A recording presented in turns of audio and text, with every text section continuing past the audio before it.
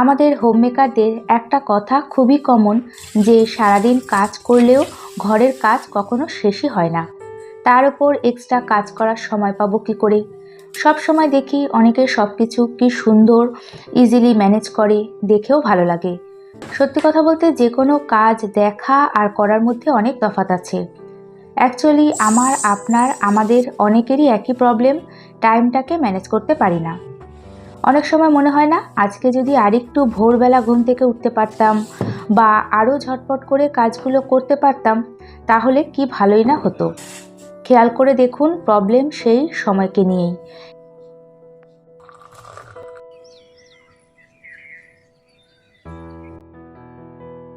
নমস্কার, নন্দিনী সাতকাহনের আরও একটি নতুন এনার্জেটিক ব্লগে আপনাদের সবাইকে স্বাগত জানাই। আশা করি যে যেখান থেকে আমার ভিডিওটি দেখছেন সবাই সুস্থ এবং ভালো আছেন। ঘরে বাইরে যে কোনো কাজ করার জন্য প্রথম দরকার একটু ভালো লাগা, একটু আগ্রহ, তাহলে সেই কাজটা সঠিকভাবে কমপ্লিট হবেই, এটা 100% শিওর। আমার যেমন ছোটোখাটো দু একটা যা ইনডোর প্লান্ট রয়েছে, এগুলো একটু যত্ন নিতে ভীষণ ভালো লাগে, আর এগুলো অল্টার করে এ ঘর ও ঘর ব্যালকনিতে রাখি। সব কাজের মাঝে এই ইনডোর প্লান্টগুলো আমাকে ভীষণ রিল্যাক্স দেয়, পাশাপাশি চোখ দুটো যেন শান্তি পায়।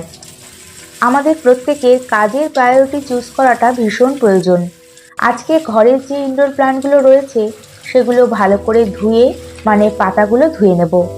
যখনই পাতাগুলোতে এই যে ধুলোর মতো পড়ে, পাতার গ্লেজ নষ্ট হয়ে যায়, গ্লেজ কমে যায়।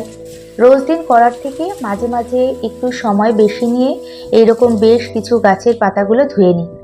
এগুলো ছোট বলে এখানেই কাজটা করি। বড় গাছ হলে ওই ব্যালকনিতে করতাম, তার উপর শীতকাল, যতটা হাতে পায়ে জল কম লাগানো যায় ততই ভালো। সকাল থেকে রাত পর্যন্ত কাজ করার পর প্রায় দিনই খেয়াল করেছি বেশ কিছু এক্সট্রা কাজ যেগুলো করার আর সময় পাচ্ছি না। গতকাল ভেবে রেখেছিলাম আজকে এই কাজগুলো করতেই হবে।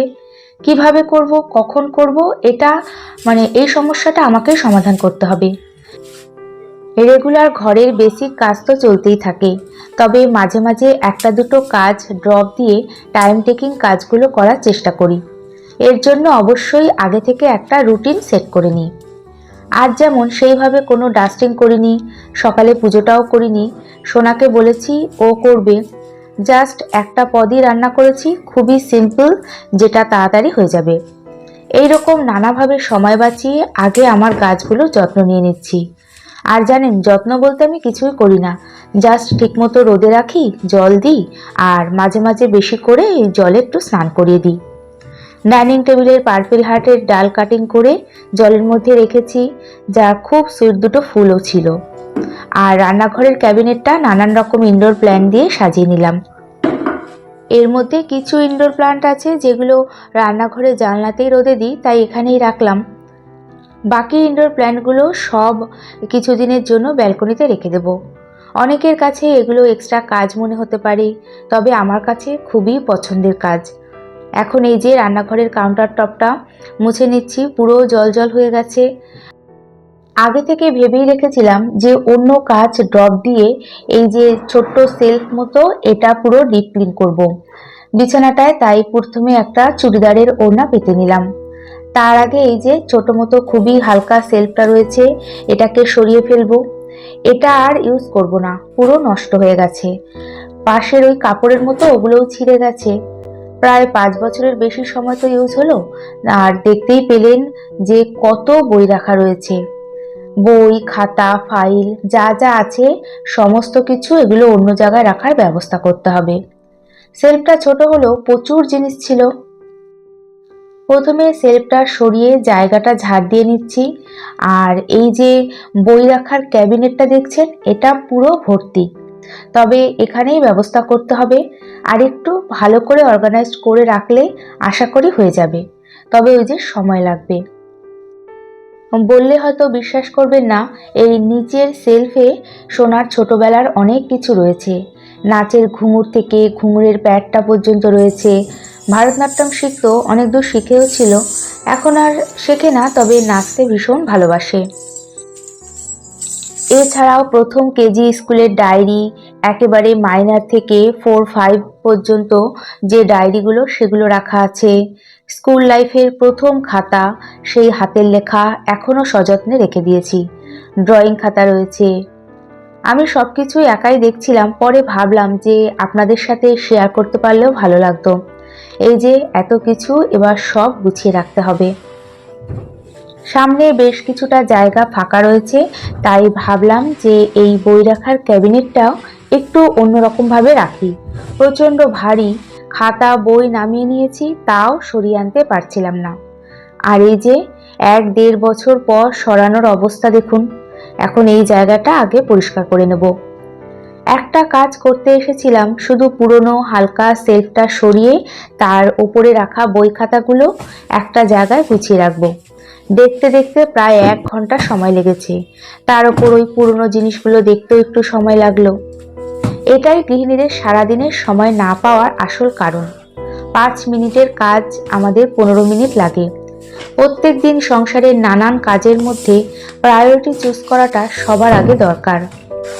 কোন কাজ করাটা খুব বেশি প্রয়োজন আর কোনোভাবেই সেটাকে ফেলে রাখা যাচ্ছে না বা অ্যাভয়েড করা যাচ্ছে না, সেটা আগে দেখতে হবে।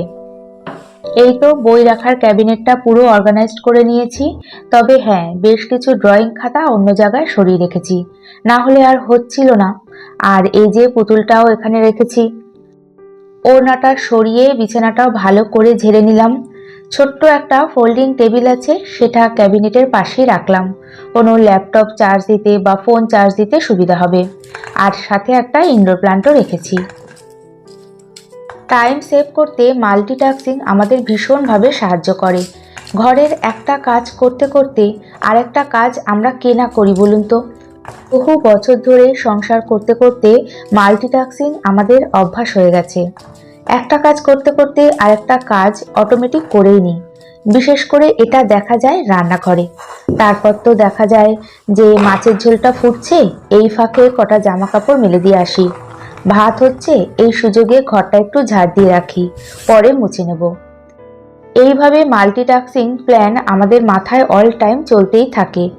অনেক সময় শোনা যায় অনেক কাজ একসাথে করলে সময় বেশি লাগে, কাজটাও ঠিকমতো হয় না।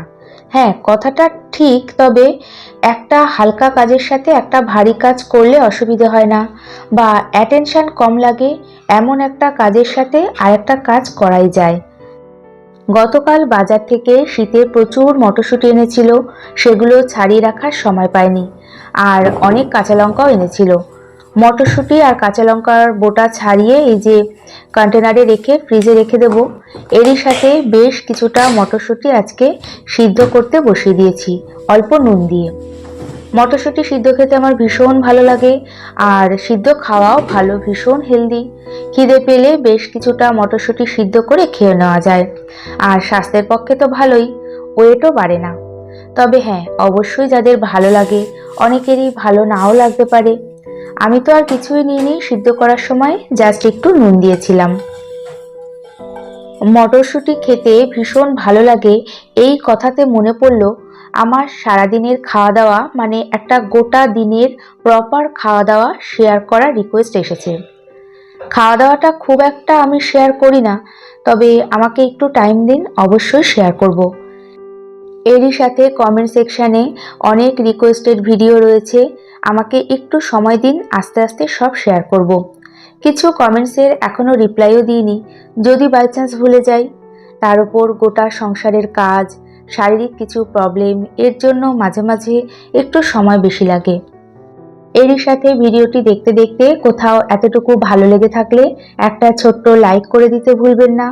আর ভিডিওটি কেমন লাগলো কমেন্টসের মাধ্যমে জানিয়ে চ্যানেলটি সাবস্ক্রাইব করেও রাখতে পারেন। আর কাজগুলো যদি আপনারা অলরেডি করে থাকেন তাহলে জানাই অসংখ্য ধন্যবাদ। আগেই বলেছি, প্রায়োরিটি অনুযায়ী আমাদের কাজ করতে হয়। দুপুরে কিছু সময় বাড়িতে ছিলাম না, বাইরে কাজ ছিল, তাই আজ আর একটু রেস্ট করা হয়নি। খেয়াল করে দেখলাম যে রেস্ট নেওয়ার থেকে কাজটা কমপ্লিট করাটা আগে প্রয়োজন। ফিরে এসে এই যে বেশ কিছু জামা কাপড় ভাঁজ করে নিচ্ছি। জামা কাপড়গুলো ভাঁজ করে তারপরে কড়া করে দুধ চা করে নেব। শীতে কড়া করে 1 কাপ দুধ চা খাবো, এটা ভেবেই এনার্জি বেড়ে যায়। চা করার সময় আমি ওই দুধে কোনো রকম জল ইউজ করি না, পিওর দুধের চা করি আর প্রায় 10-12 কি 15 মিনিট পর্যন্ত ফোটাই। তাহলে বুঝতেই পাচ্ছেন চায়ের কি অবস্থা। এখন এই যে সোনাও কলেজ থেকে ফিরেছে, ও চায়ের জন্য ওয়েট করছে। ভেবেছিলাম যে চা খেয়ে সন্ধ্যের পর সেরকম কোনো কাজ করব না, রেস্ট করব। তবে ভাবাই সার, হঠাৎ করে কল্যাণী যেতে হলো। 5:30টার সময় বেরিয়েছি আর ফিরেছি রাত 8টা 10 নাগাদ। চেষ্টা করেও সবকিছু কন্ট্রোলে আনতে পারলেও টাইমটাকে কিন্তু কন্ট্রোলে আনা সম্ভব না। আজকে তাহলে ভিডিওটি এখানেই শেষ করছি। এতক্ষণ আমার সাথে থাকার জন্য সবাইকে জানাই অনেক ধন্যবাদ।